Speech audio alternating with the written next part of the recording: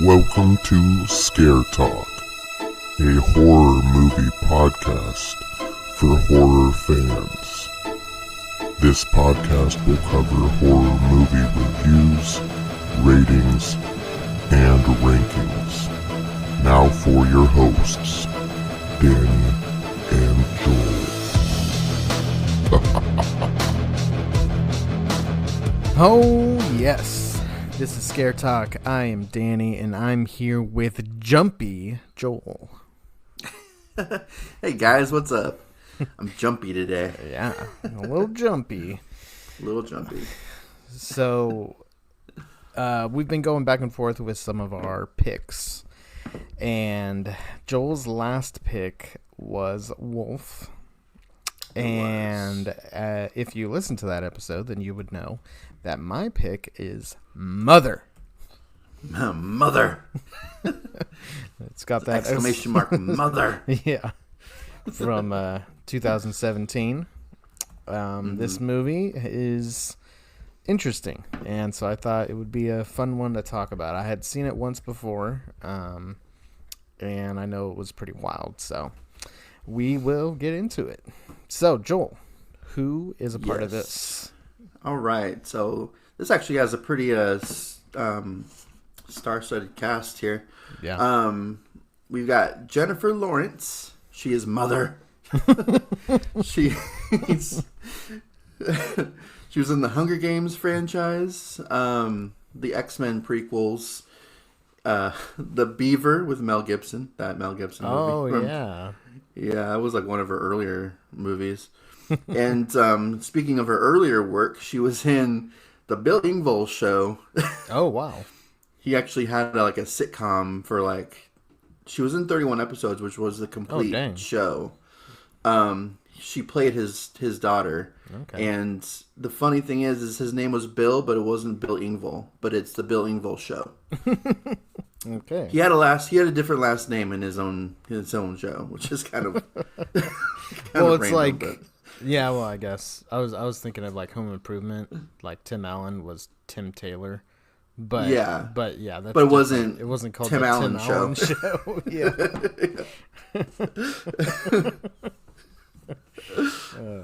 Yeah, that's weird. All right. Yeah. Cool. We got Javier Bardem. Oh yeah. He's mostly known for No Country for Old Men, which I have seen twice now. Mm-hmm. I don't like that movie. I've never liked it. It's I don't know. It's I might have to watch it again, but he was definitely the best part of that movie. And he was in the 007 movie Skyfall, which is one of the Daniel Craig movies, which is one of my favorite of the Daniel Craig 007 James Bond movies for sure. Okay. And he was in the newest Pirates of the Caribbean, Dead Men Tell No Tales. Oh, all right. And more recently, he's going to be in The Little Mermaid. They're doing I guess a live action version. Yeah. In 2023, he's going to be King Triton. I was going to say he's probably the father. Yeah. Yeah.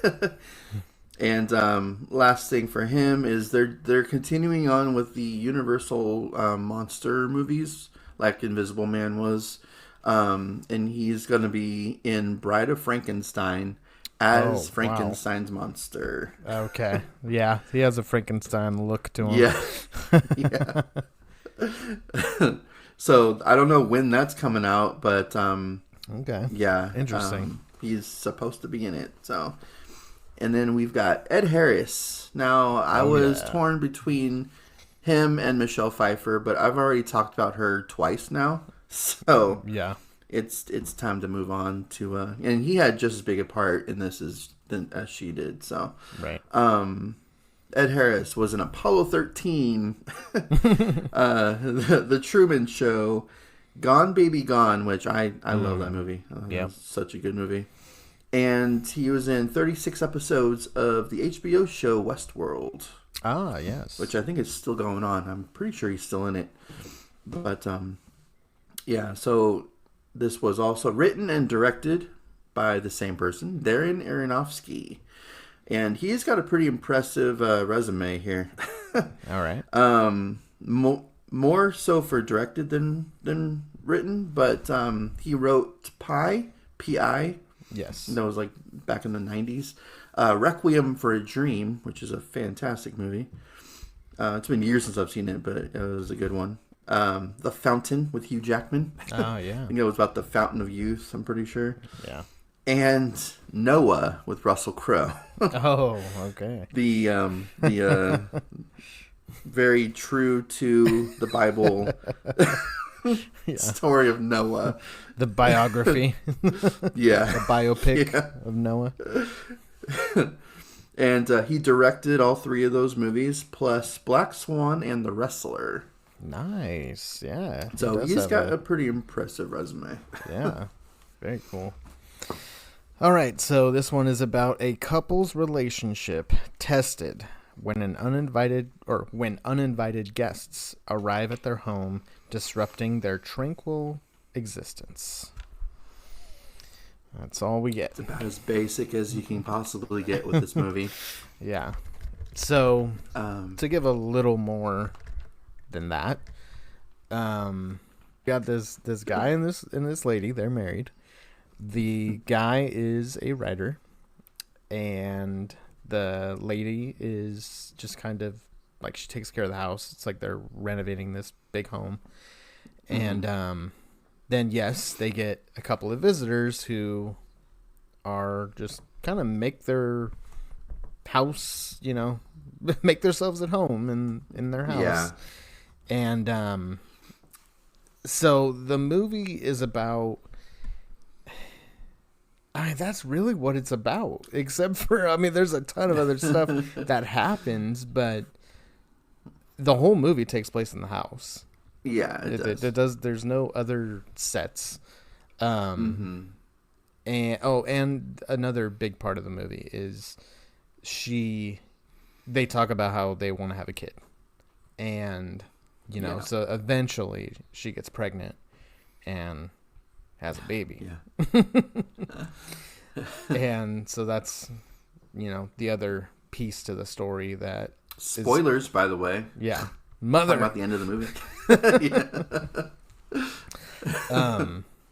So yeah, let's just go straight for spoilers for the whole thing. Okay. Yeah. Yeah. Otherwise, it'll be pretty boring 5 years to old talk at this about. point. Because it's really basic. You basically just covered what the entire movie was about. Yeah.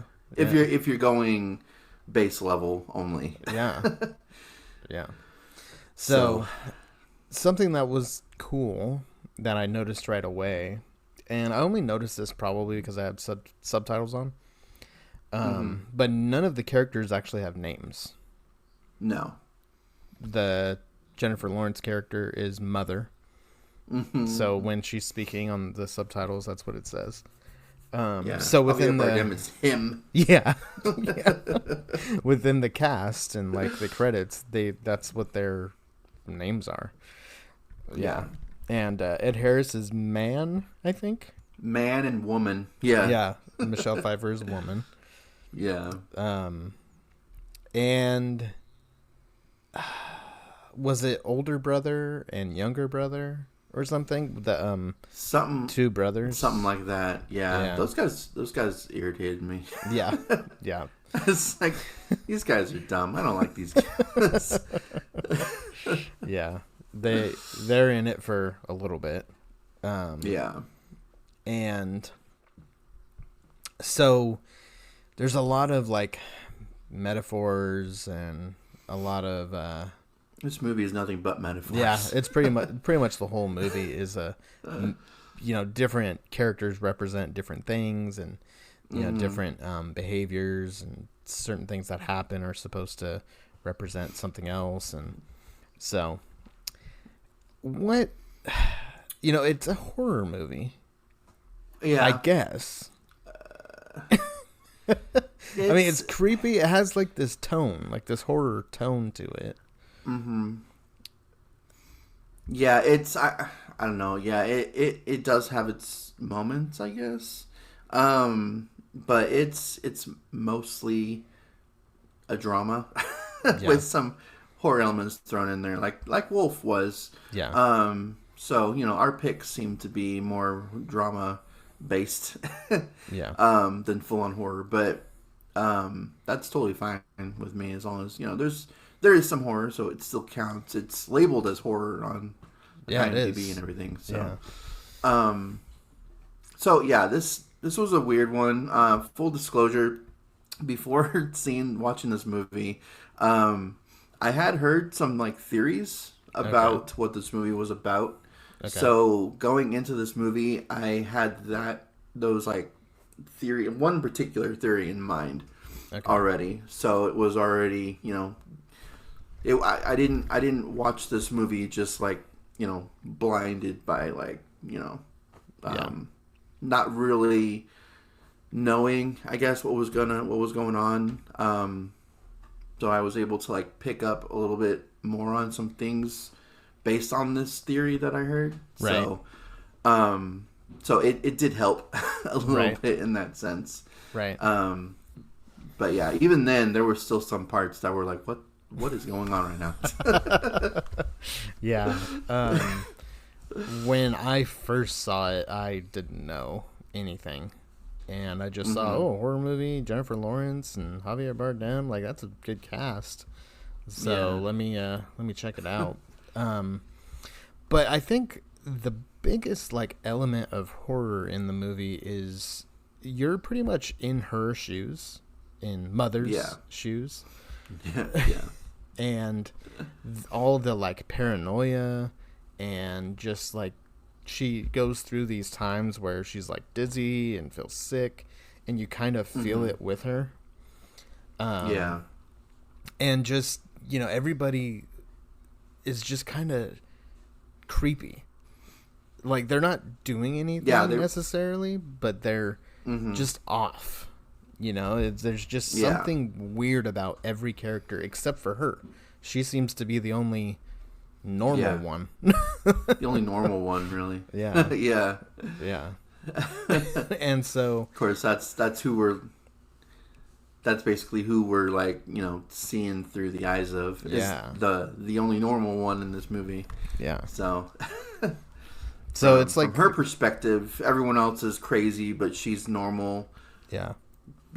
But from other people's perspectives, she might be the crazy one. Right.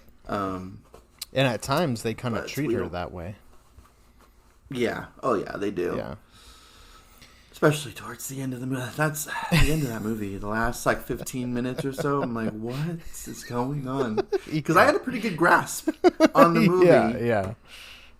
Until then. Until something happens, and it's like, what? Yeah, it just gets more chaotic as it goes on. Yeah. It's crazy. So, the whole, a big part of the movie for the most of it is him has like writer's block. He's a writer, successful, but he hasn't written anything in a while, and so it's like he kind of feels this pressure to write, and then also to impregnate his wife. And she wants a baby, and it's this whole conflict within the relationship. So eventually, she gets pregnant, and he suddenly gets these ideas to write. And so he starts writing, and he makes this book. We don't know anything about this book. But once, it's like immediate. I feel like there was I don't know, I feel like she got pregnant, and then like the next scene she was like full on pregnant. It didn't say like there was any sort of time period that passed, but I guess there must have been, because he had like already finished the book and it was already, I guess, released and stuff. I don't know. It seemed like everything was really fast. Like, she got pregnant, he wrote the book, and then next scene she's like about to give birth, and the book's out. So yeah. And that was a metaphor that I actually was like, I didn't hear about, but I kind of like put it together in my mind. There were a couple of them. I've got like 3 metaphors for this movie in my mind. Okay, all right. Right now, one of which I did hear about earlier, but there were 2 in there that I kind of like picked up on as the movie went on. Okay. And that that last metaphor for him finishing the book and her getting pregnant and how time went by so fast was basically, when you're thrust into the spotlight all of a sudden, we're seeing everything from her point of view. So he's all of a sudden this big time writer, and he just wrote this book, and he's got all these. She's basically the wife by his side through all this, and it there's pictures going everywhere. There's people all around, and it's basically just like an overwhelming feeling. Yeah. For someone that's not used to being thrust into the spotlight like that. Yeah. Just like all of a sudden, because all of a sudden he's just this big time writer. Yeah. Yeah. And so that was just like a metaphor for sort of like being the one next to, or married to, or whatever, someone who is famous and just being by their side, and just they're being thrust into this life all of a sudden. Yeah. That was a metaphor that I along for the ride. Yeah, basically, and you're seeing everything through her eyes, which to her was a little overwhelming. Yeah, everyone just going into the house and just taking pictures and talking and doing all this stuff, and he's loving the spotlight because he's just he's the one that wrote the book, and he's the one that got famous, and he's loving all the attention he's getting. But for someone that's not used to that kind of thing, it can be a little overwhelming. And I think that's what it was showing when it was going so fast with her being pregnant all of a sudden, and him being writing the book and then being famous. Just it's happening so quickly and so suddenly that it's I don't know. Yeah, I hope I explained that right, but that was a metaphor that I got from it. Everything is even there's the obvious chaos toward the end of the movie, but I feel like even throughout most of the movie, it's chaotic to a degree. It's within her mind, even though there's only just a few characters in the movie. It's I don't know. There's this constant tension and paranoia, I feel like, because she has these strangers in her house. She doesn't know why her husband is just letting them stay there. And at times he's kind of like, he's a fan, and at times you almost feel like the him is getting her, is understanding, you're right, this is kind of weird, maybe I should tell him to go, at times. But then at other times he's not listening to her, and he's like, what, they just, why don't we be nice, or and she's the more logical, and just she makes the most sense. And at times you're like, okay, cool, he's kind of on board with her, because we need to get these people out. Who are these strangers? And especially once they find out that he's this fan, what is he, an obsessed fan? And then his wife is really weird. Yeah. And she's there now all of a sudden. And then the two brothers, their sons, come over, and it's what's happening? Yeah. And it's just wild. But nobody seems to think it's crazy except for her. And everything just happens, and she's just kind of there, witnessing it all. And that's where I feel like the horror is.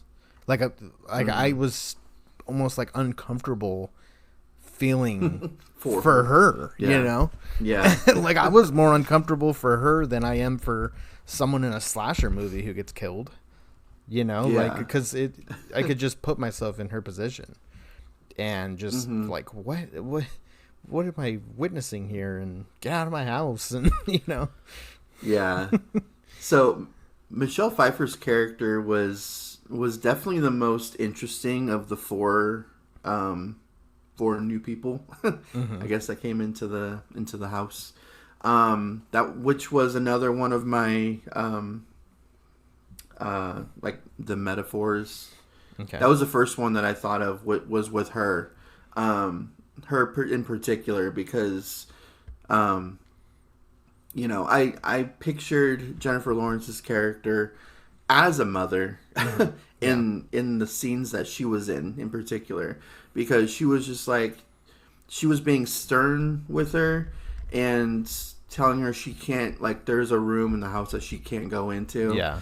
And after a while, she still ended up going in there. Yeah. And, like, she ended up, like, breaking something. And, like, just her and Javier Bardem were both getting a little irritated. Yeah. And just, like, Michelle Pfeiffer just, like, I said, I'm sorry. What do you want? Like, it's just, it was kind of like a toddler type situation with Michelle Pfeiffer's character. Yeah. In particular, that I was like, oh, I can kind of see where the mother is coming, like, the metaphor for that.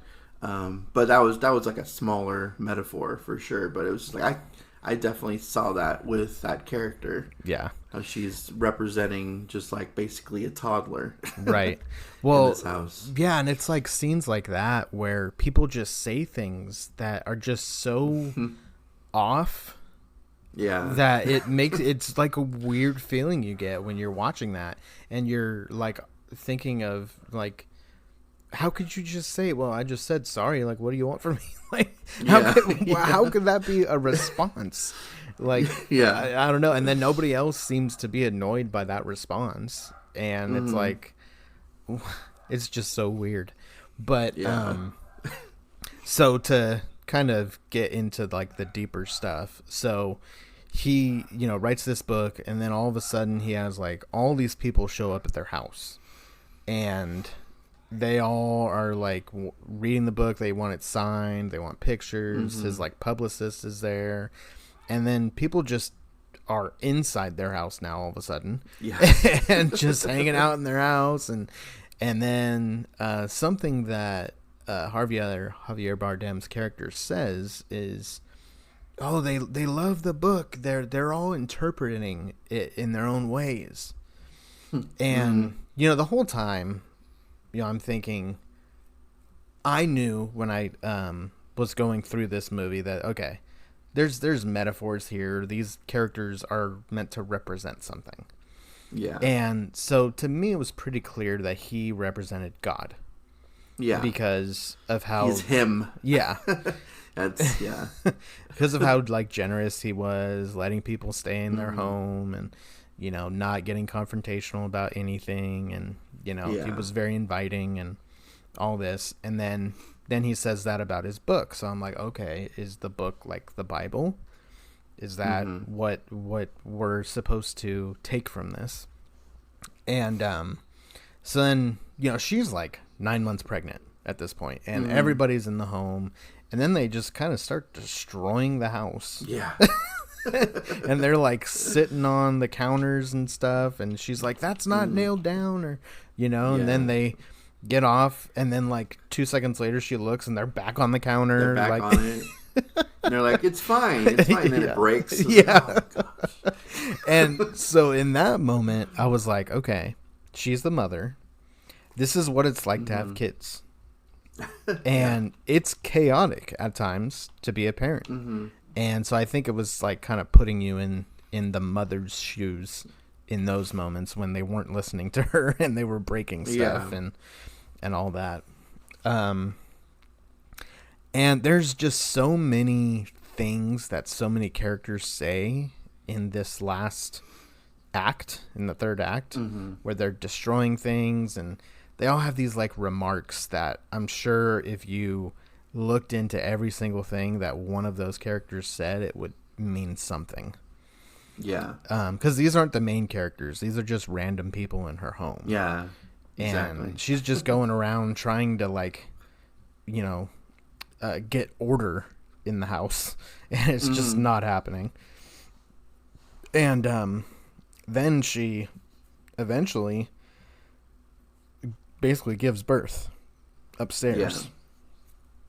And Javier Bardem is like seemingly a little more normal at this time when she's gonna have the baby, and she has the baby, and he's like somewhat protective of the baby at first. And then eventually someone gets the baby. I don't remember how the baby gets out, but someone takes it. I don't either. I think someone takes the baby because she was like sleeping, and then she wakes up and the baby's gone. Oh, he takes the baby. Did he take it? Oh yeah, he's like, they want to see the baby. Because she didn't want him to take it until everyone was gone. Yeah, take the baby, take the baby. Yeah. And he didn't want people to leave because he loved the attention so much. Yeah. So it was kind of getting to his head a little bit. He's like, I don't want them to leave. Yeah. But he really wanted to hold the baby. Yeah. And so she falls asleep, she wakes up, and baby's gone, and he's got the baby. Yeah. And he's like holding it up and showing them. He's like, they just want to see the baby. And yeah. So weird. And it's like stuff like that where I'm like, dude, I was just liking you. You finally got normal for a second, and then you do this. So, yeah, so then the baby, this part was just so much. The baby, I don't remember how the baby gets into the crowd. Does he give the baby to somebody in the crowd? I don't remember exactly. I don't remember, but somehow the baby ends up in this crowd of people, and they're like like it's crowd surfing. And it's like going through the crowd, and then eventually just starts getting ripped up. And they're eating the baby, and it's like, what is happening here? Oh my gosh. And, oh man. Yeah, so and then she freaks out, and they're like, I can't remember what happened. She like, does she kill somebody, or I don't remember. There's just so much that happens in this last part. Yeah, there really is. I don't remember if she does or not. I'm not. At the time of filming this, it had been about a week since I watched it. So for the first time.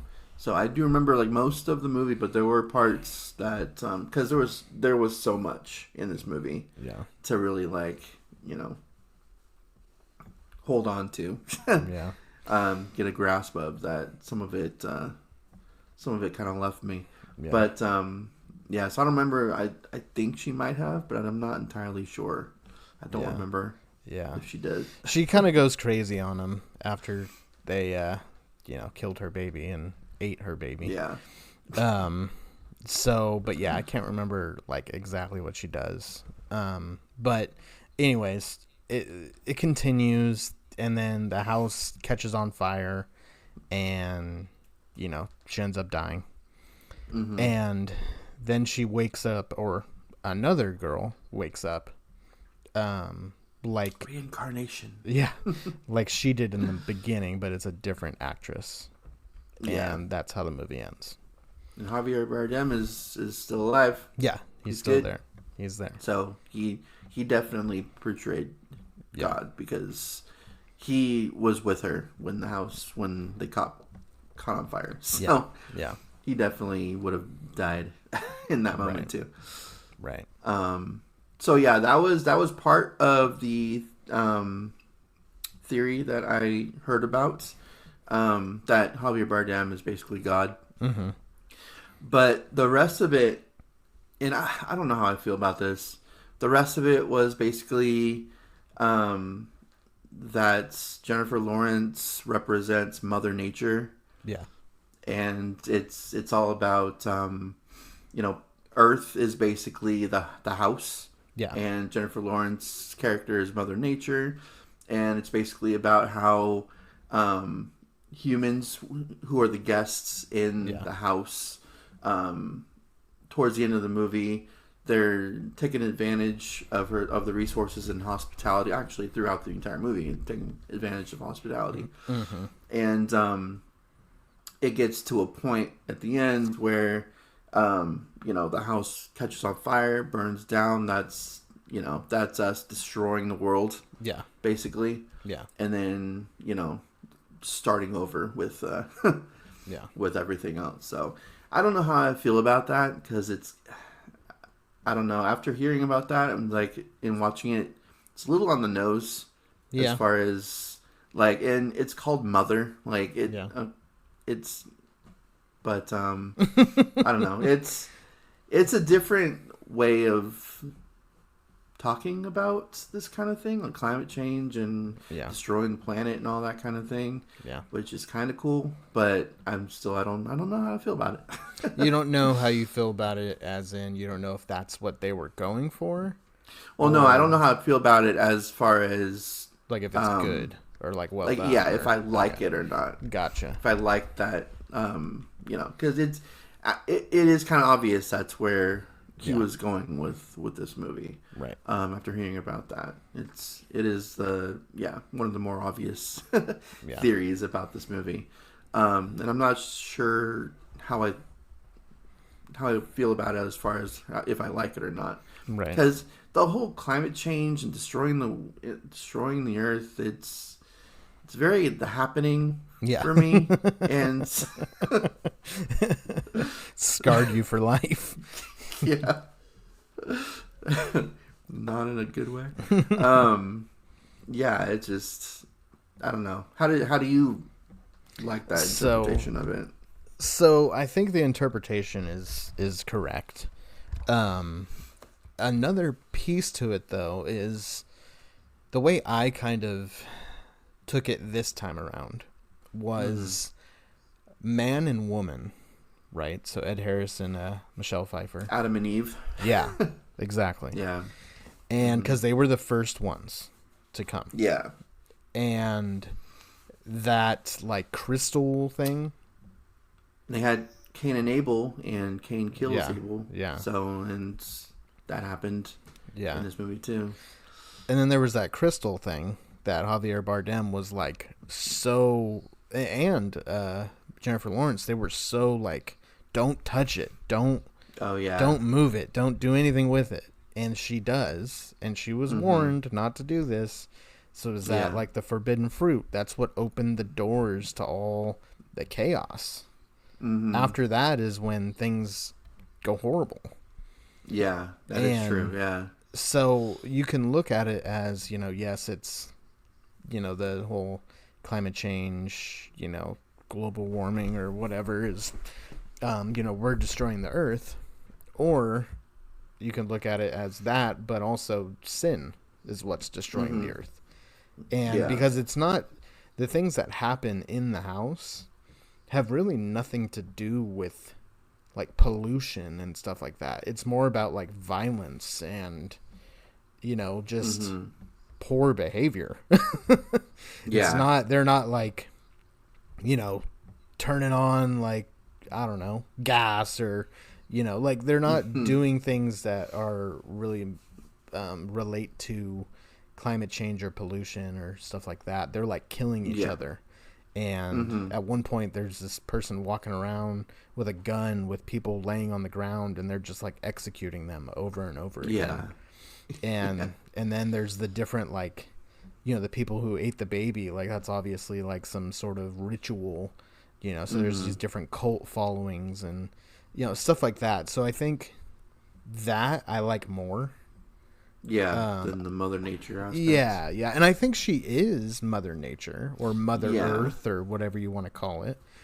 And so I think that that's correct. But I think what destroyed the house was the sin, not necessarily the, pollution or... whatever else they talk about these days. I think, and that's what I believe. I believe that it's going to be our behavior against each other that will be our demise, not the fact that we're driving cars or, we're going to kill off ourselves. It's not going to be the earth that gets destroyed that kills us. Yeah, exactly. So, and so then it just kind of starts over. I don't know how I feel about that. is it like, I don't know why that happened. I guess it just, I don't know. God can just restart things. Well, I mean, if you go back to like the dinosaurs, yeah, he destroyed the earth, the dinosaurs, and then basically, restarted again. Yeah. So it's, what he did with Noah, destroyed the world That's with true. a flood. Yeah. And just restarted it over again. So, yeah, he's like, all right, well, this is a bust. So let's just start this over. Yep. Let's try this again. Yep. They knocked that crystal down again. Yeah. Gotta start over. They'll never learn. Yeah. No, they definitely won't. Yeah. So you're gonna be restarting for So forever and ever. yeah, I didn't take that scene with Michelle Pfeiffer and the whole crystal thing as like her being like a toddler, but I think that's a good interpretation as well. It's just that naive and like rebellious, if we're going with the whole Adam and Eve aspect, I mean, they are the first people. They were naive. They were definitely they basically were toddlers themselves. Like they didn't know anything at that point. So, whole Adam and Eve toddler thing kind of goes hand in hand. Right. So, yeah, this was definitely an interesting one. I like movies that really make you think. Yeah. And this was definitely one of those movies. Yeah, definitely. Darren Aronofsky has a tendency of making movies like that. With a few of them of his that I've seen. Maybe not Noah. That seemed pretty straightforward, but everything else was that he's pretty much done was he makes you really think about stuff. So I appreciate that. Yeah. It's when I first saw it, I didn't like it. I thought, okay, you had something cool going, some sort of mystery with like, these strangers in their home and stuff. But then you just went too far. Like, I more so like movies that are a good story and a good movie on the surface, and then you can dig deeper and find even more to it that makes it better. Yeah. This movie, I feel like you only enjoy it when you find those deeper things. And it's so out there that you have to look for these things. Otherwise, it's just stupid. This is definitely not a one-time watch. Yeah. I mean, it's you gotta just watch it multiple times. Yeah, it's like, okay, like beat me over the head with the fact that there's more to this movie than what I just see on screen. And I feel like that you can do this in a more subtle way, and it would be better. But it'd be a different movie. Yeah. So, I wouldn't remember the movie so much if it was done in a more subtle way. Yeah, I mean that is possible. He's really making you, the fact that movies like this really make you think about what's going on with the movie. It makes it so that it sticks in your mind a lot longer than the average movie would. So yeah, and it's just so chaotic and just so wild. Such a crazy third act. Yeah. And the fact that it all takes place in this one house is just one location. It's crazy.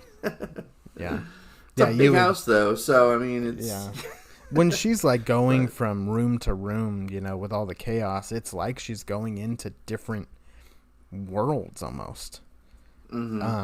Just because it's different characters, different stuff is happening in each room, and it's just it's really interesting. It's like she's traveling the world. Yeah. Through time, just walking through the house. It's crazy. Yeah. But I did look up. Now I can't remember, but she drinks this like powder. She like puts this powder in like water, just like yellow powder. I think I remember that part. Yeah, she would like get sick and like start to feel sick and dizzy at times. And so then she would put the powder in some water, and it would make her feel better. And it's like some old like remedy for that pregnant women used to do, and I can't remember what it was called. But I thought that's interesting because everything is so calculated in this movie, and everything that stands out has a purpose. Yeah. But this, I couldn't figure it out other than, it's just like an old remedy from, maybe a long time ago. But I feel like there has to be more to it than just that. Yeah. I don't know. Yeah, with as like meticulous as every little bit of this movie seems to be, to leave that as just like, it's just a remedy. Yeah. Yeah. I mean, okay. It could be. But I might have to look into it more. It's doubtful. Yeah. I might have to look into that too. I'm sure there's a billion other theories and stuff that we're just not catching in this, but I think we got the big ones though. Yeah, definitely. The big metaphors and theories. So, did you want to add anything else to that, or should I go into some fun facts? We can go into some fun facts for the movie. I had 3 theories, and I think I said all of them. So okay. Yeah. All right. So Jennifer Lawrence took a year off from making movies after working on this film, which she found to be very taxing. Probably was. Yeah. I wouldn't blame her. She did some. I mean, she was on screen pretty much every scene. Yeah. And like the camera's like on her face like the whole time. It really puts you in her shoes. By doing that. Yeah, definitely. That's probably one of my favorite performances I've seen of hers. Yeah, me too. Sure. She did a really good job. Yeah, I feel like, man, I just want to like help her. Like she's like, poor lady. Like, man, get these people out of your house. Like, dude, I was getting frustrated with him. Yeah. Never thought I'd think of God that way, but he was just too much. Oh man. She was also barefoot for the entire movie. I didn't notice that. Okay. I mean, it's her house. Like, you can be barefoot in your own house, so that's not like she didn't go outside or down the street for any reason. So that's she wouldn't have a reason to leave. Yeah. The Mother poster is a replica of the Rosemary's Baby poster. Really? Apparently there was a poster that I guess Rosemary's Baby had a similar poster. The poster of the stroller? That's the only Rosemary's Baby poster that I know of. I don't know. It's just like it's like a green poster. Yeah. With like a stroller in the background. Yeah. Okay. I don't know. Maybe there's more posters, Joel. You don't know all the posters. I've seen all of the posters, and that's. You've seen all the Mother posters? All the Mother posters, yes. All right, so the Golden Raspberry Awards, the anti-Oscars that give awards to bad movies, received backlash. They nominated Jennifer Lawrence for Worst Actress. And Javier Bardem for Worst Actor. What? And Darren Aronofsky for Worst Director. Wow. Some people didn't understand this movie whatsoever. Yeah. I mean, no. I just got done saying that this is like one of the best performances I've seen Jennifer Lawrence do, and she received a nomination for Raspberry. Yeah, that's crazy. Wow, that's ridiculous. You guys are stupid. That's a stupid awards ceremony anyway. Like, it's one thing for the Oscars because it's a positive thing. Like, what are you doing at the Raspberry Award? Like, why are you making people Why are you humiliating people? Unless who LeBron spent- James. LeBron James can get all the raspberries. Yeah. All the raspberries. He gets them all. Until he stops But it's- acting and retires. Give him all Yeah. the raspberries. I've just never understood that award ceremony. Yeah. I've always thought it was stupid. It's like, all right, well, these people like put a lot of time and effort into their work, Yeah. and you're just gonna. You did the worst job of the entire year of anyone else. Like that's not okay. I think Darren Aronofsky received or was nominated for Noah, if I'm not mistaken, too. Oh, for a raspberry? Golden For a raspberry, yeah. I'm pretty sure They did. just don't like him. They really don't. I remember hearing about there was like an interview with him about that particular movie where he came out and said that he's an atheist. It's like, why are you making a biblical story? Because I never watched it, but I heard it's really bad. Like Yeah, that's what I heard too. Yeah, but All right. Well, here's this fun fact that I was kind of talking about. So there's a recurring theme of yellow fluids throughout the film. Mother repeatedly drinks an unnamed yellow medicine. She paints the walls with yellow paint. Woman makes a big fuss about her lemonade and leaves yellow lemons lying around the kitchen. And there are several scenes evoking urine while characters either use the toilet or wetting themselves. okay. I don't know. So that's it. It Letting doesn't. themselves. Yeah, I don't remember I don't anybody having remember accents. Yeah, I don't either. Okay, that's interesting. So the guys who played the brothers, they are brothers in real life. Oh wow, nice. Yeah, so that's cool. Yeah. So the film received boos and standing ovation during its premiere at the Venice Film Festival. That's booze and standing ovation. Yeah. Okay. People really either love this movie or they really hated it. Yeah. Wow. That's that's so weird. Oh man. Okay. Jennifer Lawrence got so much into her character that during the climactic scenes, she started hyperventilating and even cracked a rib. Wow. Jeez. She was like really stressed out like the whole movie. Yeah, she really put like everything into this Yeah. into this performance. Yeah, I was pretty impressed. Okay, so that's all the real fun stuff. Let's go ahead and grade it. All right. This is a hard one to grade for me. It is, yeah. It is for me too, because it's like it's not one that I'm just going to casually put on every once in a while. I did really enjoy it. So I'm gonna give this one. I'm gonna give this one an 83. Okay, that's good.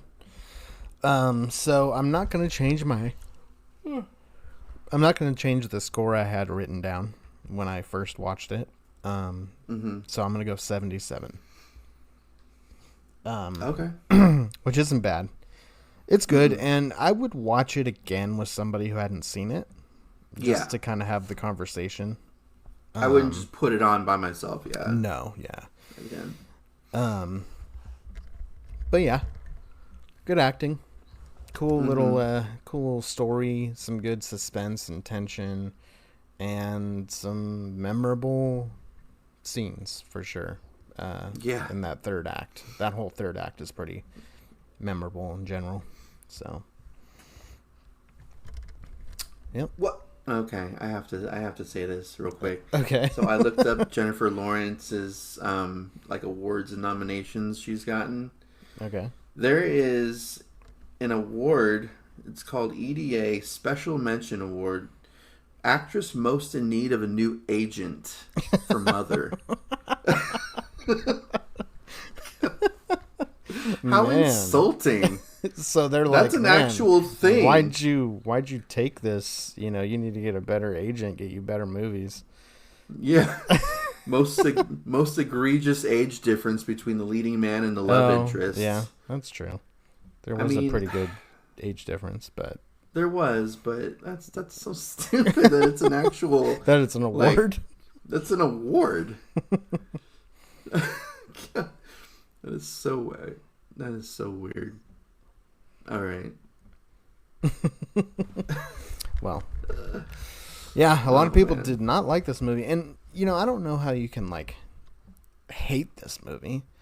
I mean, it might not be your thing. You might take it to be like politically driven with, climate change and stuff, but it's not a bad movie. Like, you can't actually say it's a bad movie. Like, there's not bad acting, not bad writing. The direction is good. It's just you might not like all the content. Yeah. And it might be like a little too artsy for you or whatever, but that doesn't mean it's a bad movie. No. And there's plenty of movies where I'm like, oh, that's too much. Like, you're trying too hard. And that's kind of how I feel about this one a little bit. I wish it was a little more subtle.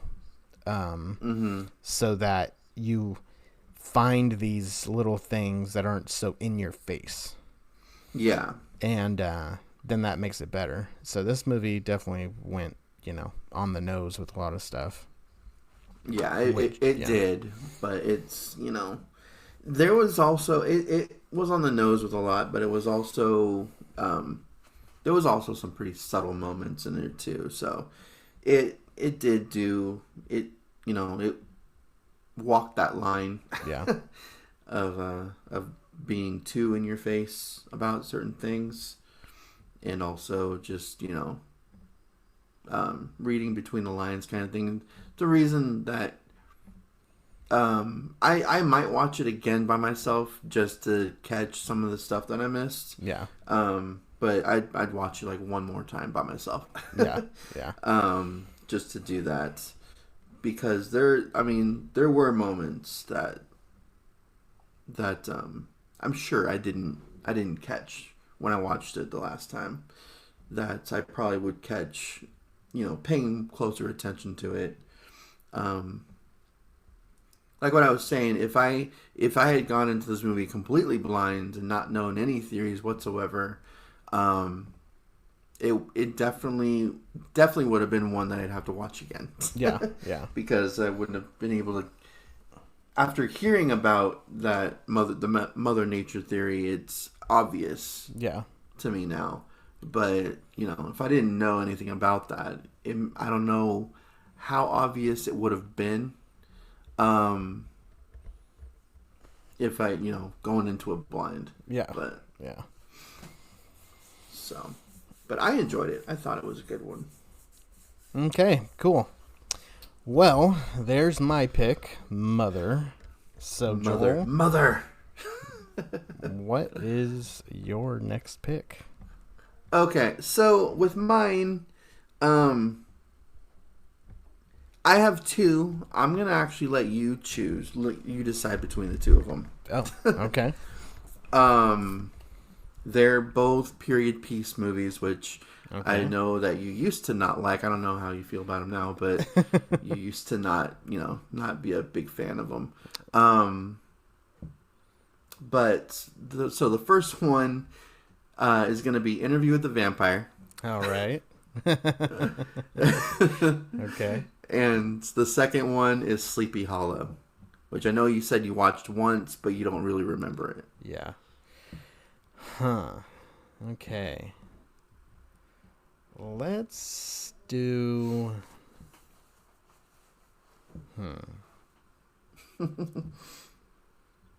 Let's do Sleepy Hollow. Sleepy Hollow? Okay. Yeah. Get a Johnny Depp movie in there? Yeah. Since he's...